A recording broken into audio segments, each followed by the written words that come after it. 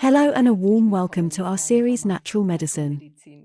Thank you for tuning in again and spending your valuable time with us. Today we are talking about knee and hip problems. So this feels like an omnipresent topic in today's society and a civilization disease, I would almost call it. But there are also solutions to this, and one of these solutions, a very effective solution, we want to look at today with Karl Müller, a movement scientist. So stay tuned, it's going to be exciting. See you soon. Hello dear Karl, thank you for coming. Welcome. And, as already announced, we are looking forward to an interview or to a conversation about knee and hip problems and how quickly one is about to get operated there, with the effect that often nothing decisive changes as a result.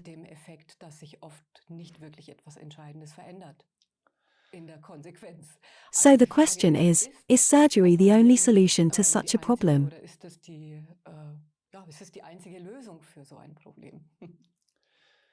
Yes, of course, many orthopedic surgeons act as if it were the only solution. From your point of view? From the point of view of the operating doctors, yes. If I want to be a little mean now or really say what I think, then the surgery is done incredibly quickly. It also costs 20% of our total healthcare costs, operations on feet, knees, hips and back. 20%, that's around 20 billion Swiss francs in Switzerland. Madness. That's a lot of money, and when a patient comes to the doctor, they'll be examined. Then you do an MRI.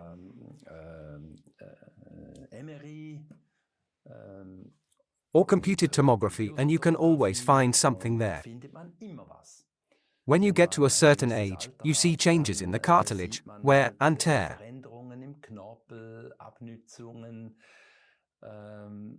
And then they say, yes, in your case I would operate.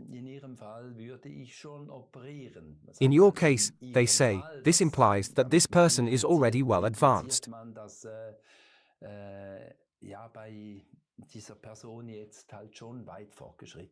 And I don't agree at all. I know of thousands of patients, of customers. We are not allowed to say patients, and we don't think they are patients.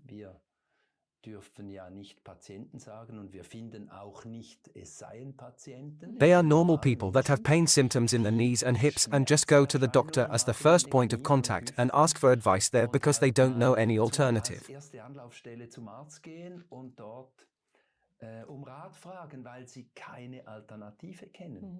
And then they operate. The anti-question is, what do you change with it? Does the pain go away, or, on the contrary, does it even result in the next operation? In the cases that I know, the cause is not examined. Now you are a movement scientist, and as a result you simply have the appropriate know-how about the processes or our musculoskeletal system, and you can certainly judge it from a very competent point of view. What do you think is the reason why hip or knee problems eventually develop over time?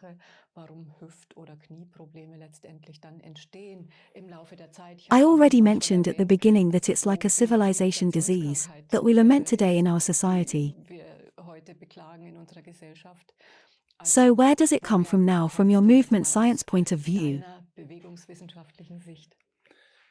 Yes, that's exactly the crucial question. Where does it come from? And when you know where it comes from, you can turn it off. Then you can change something. And what is very important to me to know from a movement science point of view, they are not overloads. On the contrary, they are underloads, incorrect loads, that affect the knees, the hips.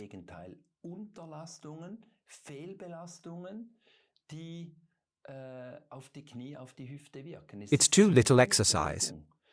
And when you exercise, it's the wrong exercise.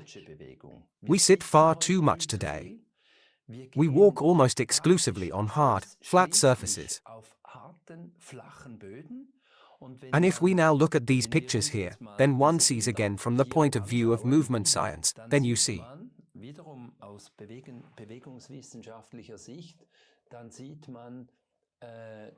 how the skeleton moves on the left and how the skeleton on the right. And on the left it's like this, that this is a natural physiological was where the movement of the feet is very well coordinated with the movement of the hips.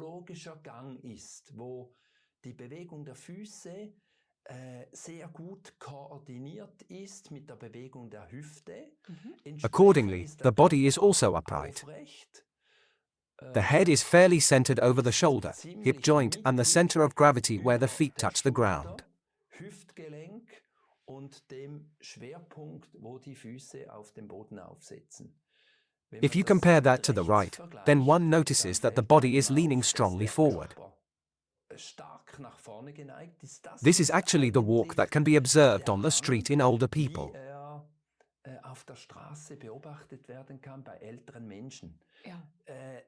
The feet, you can see the picture on the far right, the feet are essentially just put down on the floor. So the feet are only used to put your legs down. While on the left you can see that the feet roll off very vigorously. So the power, the mobility of the feet and the balancing ability of the feet on the left and right are diametrically opposed.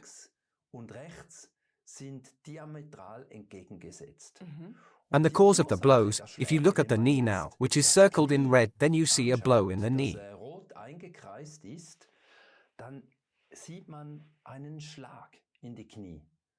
Why does it blow like that? And of course the blow goes further into the hip. I could now go into further details, that would lead too far, but let's just observe the blow to the right knee and how gently the left knee is loaded.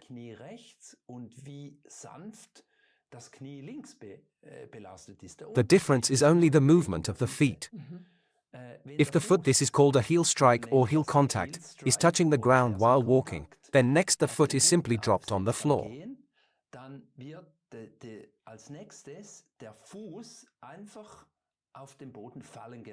It folds down, this is the so-called retracted foot. On the left you can see how the foot folds down. As it folds down, there's a blow in the knees.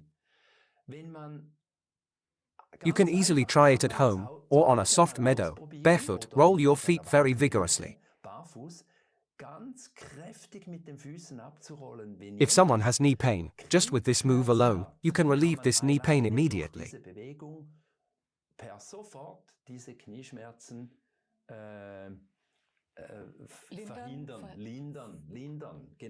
Often, even if you do it right, they go away immediately. It's a question of movement. Why did that happen? Children don't walk like the person on the right. They move their feet much more vigorously. You can also jump, you can jump up, you can frog hop, you can still jump at a young age. You should actually be able to do that in the old years. Primitive people can do that. Why? Because they walk barefoot in nature. And if the feet are trained in everyday life, then in old age we walk as we do on the left. If we don't do that, if we don't train the feet, the strength, the mobility and the balancing ability of the feet, because the ground is flat, because we're in shoes, even walk in supported shoes, sometimes you even wear insoles, from our movement science point of view that's the worst thing you can ever do, then the feet lose the ability. Bewegungswissenschaftlicher Sicht das Schlechteste, was man überhaupt tun kann, dann verlieren die Füße die Fähigkeit, die Gelenke for the joints to function as shock absorbers. On the left, the feet are the perfect shock absorbers for the joints. The shock absorber on the right is gone, and now you go and operate. Yes, what's the use? What does that change about the walk? After the operation, people will continue to walk exactly the same as before the operation. So the question about the operation, after the next operation, is not out of thin air, on the contrary. During the operation, which usually lasts a few weeks, even if it is minimally invasive.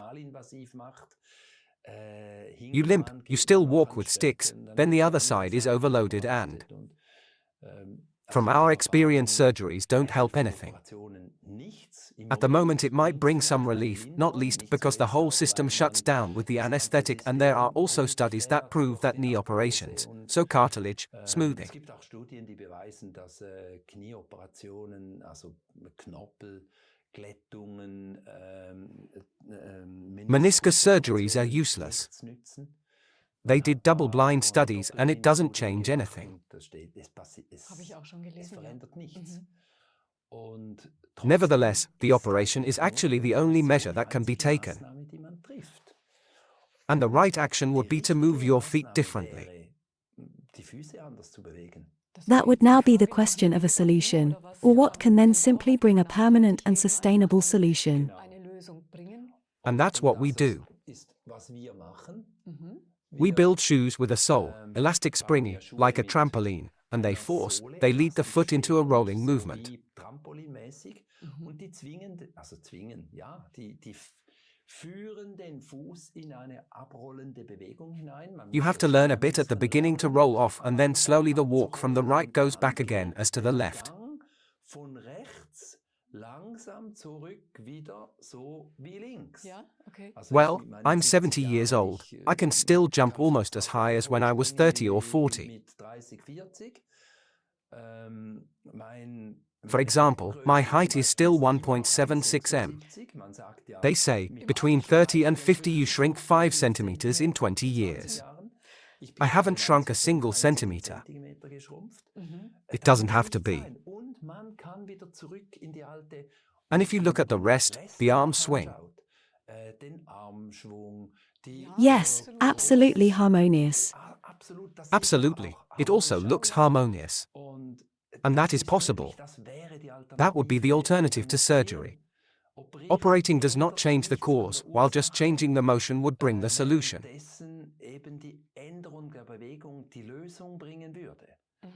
This is our very simple method. Or just as you said, one walks in the meadow every day, but who does that anyway? Aber wer macht es schon? That would be even better. So barefoot in nature, but you really have to take the 10,000 steps or 5,000 steps of it, because the program in the brain has to be reprogrammed. Stimmt. Even if I don't walk in our shoes, the walk is not only in the brain, but in the fascia.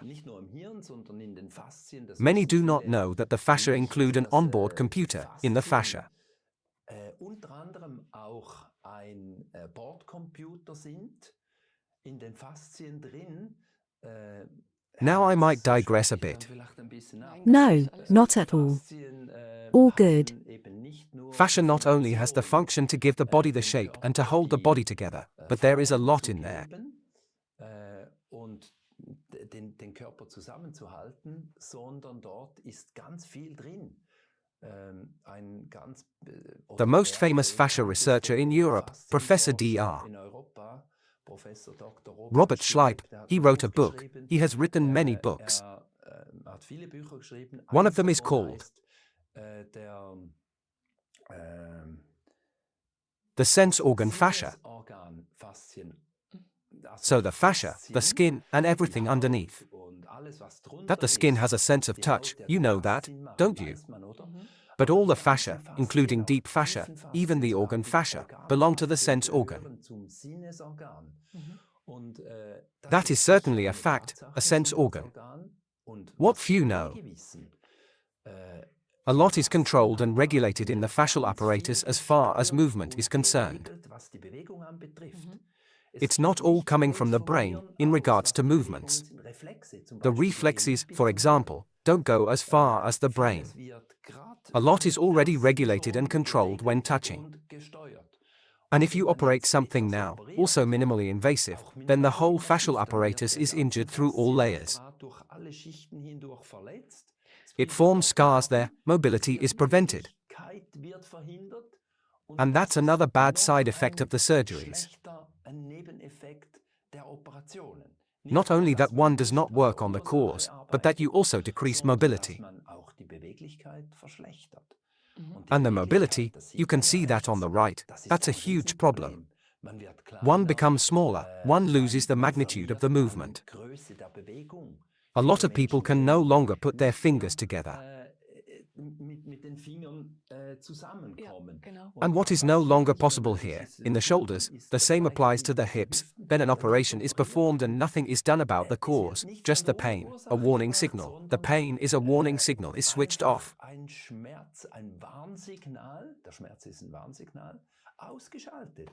It's like a car. If the oil lamp lights up red, and you just break the lamp, then it no longer lights up and you then drive on.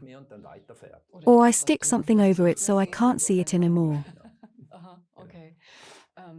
Also, what we see here in the neck, which we have not yet addressed, we have seen knees, hips, so this incorrect posture in the neck, that's how I would describe it now, that also comes from this wrong way of walking. Yes, of course, immobility in the neck pain, that comes from the retracted feet, because the feet are not exercised.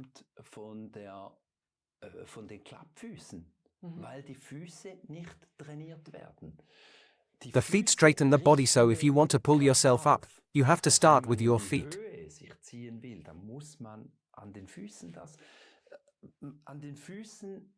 The feet are the foundation of our body, and if you want to change something in the whole body, then you have to start at the foundation below. And if power, agility, and balancing skills come in, then it straightens the whole body. There are these little toys for the small children. We had that, giraffes, we were able to press it down and then the giraffe collapsed. And when you let that go, the giraffe gets up. This is body tension. And there is none. On the left you can see that there is body tension in there. The tension in the body is easy on the joints. And when the body tension is already switched off at the feet, then it's like the giraffe, then it all falls apart, then the body tension is gone, then the spring action, the shock absorbing effect of the joints is gone.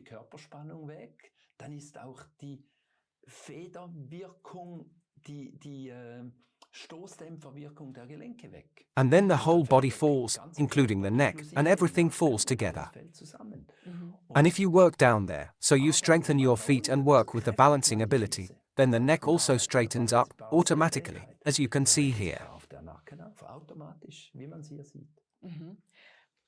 So you can say briefly and in one sentence, the health of the musculoskeletal system starts in the feet. I understand now. I've actually never expressed it so well, that's the way it is. If you just think about what your foot has to do all day, so as soon as we move, we need our feet and must keep balance, so that we don't fall over, so keeping this complete construct upright somehow on this small area and moving forward, that's huge.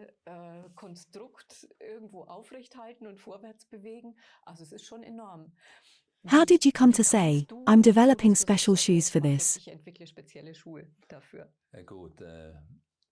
It's a long story. It started in Korea. I lived in South Korea for 20 years, walked in rice fields and realized that if I walk barefoot in rice fields, then my pain will go away. And that's how the whole thing started at some point, at the age of 45, that was 25 years ago. You can calculate now how old I am. Yes, that's how it started. And what was your main question? Excuse me? How did you come up with the idea of the shoes? Yes, in my own interest. I played soccer. I had Achilles tendon problems for 10 years, chronic achillodynia. Then I had knee pain when I was 20. The doctor told me when I was 20 if my ankle ligaments were not operated on, I would have arthrosis of the knee by the time I was 30. I used to have it, I don't have it anymore. That would probably be a different topic. Arthrosis and cartilage damage, which are curable. It is not true that when you have worn joints, that you have to operate. That's a lie, an outright lie.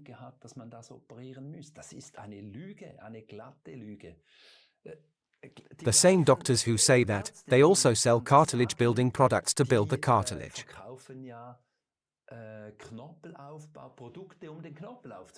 So if it can't be built up, you wouldn't need any products for the build-up of cartilage.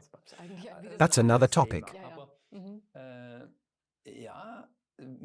Starting at the feet and changing the strength, balance, and flexibility of the feet is the measure to be able to practice your beloved sport until old age, to play tennis, to play football. Bis ins hohe Alter auch noch seine geliebte Sportart ausführen zu können, Tennis zu spielen, Fußball zu spielen. When I'm 95 or 100, I'd still like to be able to do it. Up to 70 it worked fine now. I wish you. Again and again, especially when playing football, I have had torn inner and outer meniscus. 5 weeks ago I couldn't walk anymore, had a stiff knee, and then I did my exercises and always walked in our elastic, springy shoes and started trotting when it was working again, and now it's working again. In unseren elastisch federnden Schuhen halt auch ganz locker mit Traben begonnen, als es wieder ging, und jetzt funktioniert's wieder. It's not quite good yet, but it works. Aber es funktioniert. Ich bin wieder recht. I can sit down in the Asian squat again. It will be fine. Es kommt wieder. The Asian squat is. The Asian squat. I could do that now, but I can't move. That's going down. With your feet flat on the ground, so also the heels, sit with your foot flat on the floor and your bottom all the way down like people used to when they only had a hole to go to the toilet. So wie man früher, wenn man nur ein Loch hatte, halt auf die Toilette gehen musste. You still have that in Korea in some rural areas, and that's why the people are much more mobile. You also sit when you wait for the bus or earlier. The young ones can't do it anymore. You sit for hours in the Asian squat. Yes, we actually know the pictures. I know them. That's true. You sit all the way down, and I can do that too. Well, I work in the field and I couldn't do it for 4 or 5 weeks. Now it's slowly getting better. But not an hour, just 2-3 minutes, but I'm convinced, God willing, it will be working again in a month. And if everything is fine in the musculoskeletal system, then it also doesn't hurt to sit like that. Because many would then say, okay, I can do it for maybe 5 minutes. But when I get up, then I need time until I have my whole bones sorted or whatever, or it hurts, or I get cramps or whatever. But you say for hours. Even if I weed or harvest beans on the ground for an hour, well, you then go from bean to bean, from stick to stick, a little to the left, always moving at the bottom in the Asia squat. But after an hour you get up and don't have to sort your bones. Even at 70, it doesn't hurt.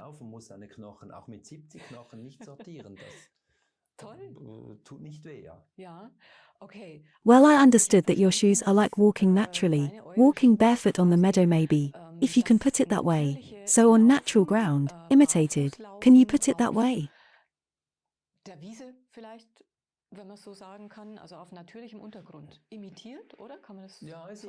Yes, it mimics the natural ground. Actually, it transforms the hard, flat ground. Wherever you go, on asphalt, it turns into a soft, resilient floor.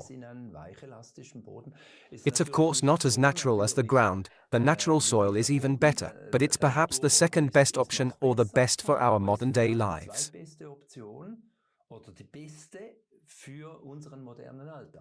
Yes, it's actually almost. There's no other option when you say, of course I can also walk outside on the meadow, but then I would have to walk the greater part of my day in the meadow. Who can do that? Yes, that would be the very best. And if you can't do it, then the very best, I am convinced, are our shoes with these soft, springy soles. So we see it being worn here right now, the shoes. What are the components in there? Can you tell me something about them? By the way, we also produce them in Europe, one factory in Italy and one in Switzerland. This shoe is made in Switzerland. We import the components from Germany from BASF and Bayer, that is polyol and isocyanate, that we use in a self-made machine system, robot system. It will be modeled in a form in such a way that the foot sinks into it deeply and springs back elastically, and it lasts for years. In einer Form drin wird das so modelliert, dass der Fuß dann eben ganz tief einsinkt und das elastisch zurückfedert und das auch jahrelang hält. Und es, Polyol and isocyanate are oil products, but when breaking down, they are 100% degraded without leaving any residue. Werden die 100% rückstandfrei werden die wieder abgebaut. Very good, very important message or information these days when it's all about sustainability. And it doesn't matter either how the foot of the individual looks individually, so they are basically unisex, as they say these days, or for everyone, or are there any requirements that exist? There are about 150 models, we have 2 brands. My son also built a company, Joya, now we are merged. And he runs it, I'm retired, he runs it. And with Kaiban and Joya together in the shops or online, there are between 100 and 200 models with so many variants of soles that there is something for practically every foot. okay. Wonderful, we've come to the end again, but I think the messages, above all, the pictures made it very clear, and I'm really excited that there is such a simple solution to such serious musculoskeletal problems, especially since precisely because of the operations we still have no real solution to the situation and don't work on the cause either. Noch keine wirkliche Lösung haben für die Situation und auch damit nicht an der Ursache arbeiten. First of all, thanks for the clarification. Thank you also for the vision you have, or that you have implemented your insights in this form and have certainly helped many people to solve various problems in the musculoskeletal system. Geholfen hast, diverse Probleme im Bewegungsapparat zu lösen. Exciting. And then I wish that a lot of people will take notice on your shoes and thereby simply keep, preserve, or even restore their health. Yes, maybe a small addition. Thanks to our customers, there are already over 2 million people who have decided to do it. We have very, very many enthusiasts. There is hardly anyone where it doesn't work. When it doesn't work, it is mostly or often due to impatience, because in certain cases it can take a bit of patience. However, at 8 to 9 out of 10 works very, very quickly. And I might have to move in the shoes too, right? Yes, you also have to move, and you have to learn it a bit at the beginning. If you don't learn it or just take 2 or 3 steps, there are certain cases where you can get sick, like seasickness or something. There it takes more patience and more practice. Or where the joints are already very badly inflamed, first of all. You have to be more precise there, even more correct, and you need a bit more patience there. But that's 1 to 2 out of 10. Yes, I also think you mentioned fascia memory or fascia intelligence at the beginning, and so the cells have to be retrained, reprogrammed. And that takes time, depending on the progress of the degeneration, it just takes a little bit. I can understand, makes perfect sense to me. Where can I find more information about your solution? The easiest way is to look up Kaiban, Kybun, or Kaiban Joya. Joya is spelled Joya, or enter Kaiban Joya. Then you will also find a lot of information, not only about our shoes, but also about the principles of action. Auch sehr viele Informationen, nicht nur über unsere Schuhe, sondern auch über die Wirkungsprinzipien. Why and how does it work when the ankle is stepped over? So torn ligaments in the ankle area, knee arthrosis, hip arthrosis, back pain. Bänderrisse im Fußgelenksbereich, Kniearthrose, Hüftarthrose, Rückenschmerzen. Many principles of action are also shown there. And you have also been a guest here on our program several times. So you can also look at more and get more information there. Exactly. There are probably more than 20 programs. Very good. So thanks again for that, for the inspiration and for this great solution. Not invasive and yet somehow invasive. And it is formative for the entire movement system. I didn't imagine it having such influences. Thank you, Alexandra. Thanks for the vision. I wish you many happy customers. And you, dear viewers, I thank you for being here. And if you are affected, then you have now received a solution proposal, how you can otherwise eliminate hip and knee problems.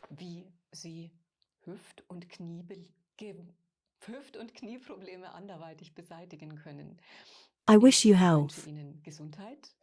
We wish you health. And check back next time. We would be pleased. Until then, all the best.